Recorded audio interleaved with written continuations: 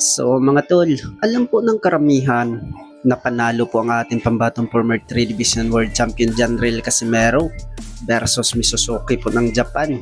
Ay pagkatapos nun mga tol, ay nakauwi na po sa Pilipinas po si Janril Casimero. At pagdating niya mga tol, ay nagbigay po siya ng mga sakusakong bigas po sa mga kababayan niya sa Ormoc. Samantala, ibanat po ng karamihan mga tol na mayabang itong si Janril Casimero sa ibabaw ng ring. Pero pagdating sa mga bigayan mga tol, ay malambot pala ang puso nito. Mapagbigay pala ang angas ng Pinas. Hindi pala puro yabang ang ginagawa nito mga tol. Dahil po ay nakakatulong po itong angas ng Pinas Janril Casimero sa mga kababayan niya mga tol. Tamang-tama ay pang Noche Buena. Samantala ay usap-usapan po sa social media mga tol na ang makakalaban daw po ng angas ng Pinas Janril Casimero ngayong 2026 itong si Luis Neri, dahil ay magandang bakbakan daw itong mga tol, dahil po ay malakas talaga itong si Luis Neri at hindi daw takbuhin na boxer itong si Luis Neri.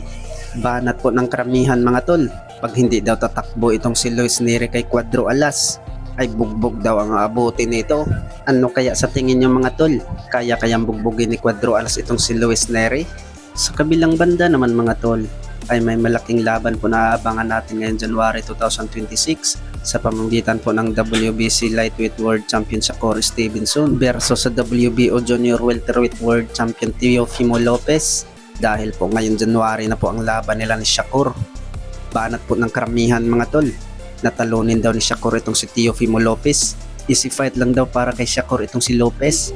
Sa hindi po nakakaalam mga tol, ay umakyat po ng dibisyon itong si Shakur para po sagupain niya itong si Teofimo Lopez. Ano kaya sa tingin niyo mga tol, kayang patulogin ni Shakur Stevenson itong si Teofimo Lopez?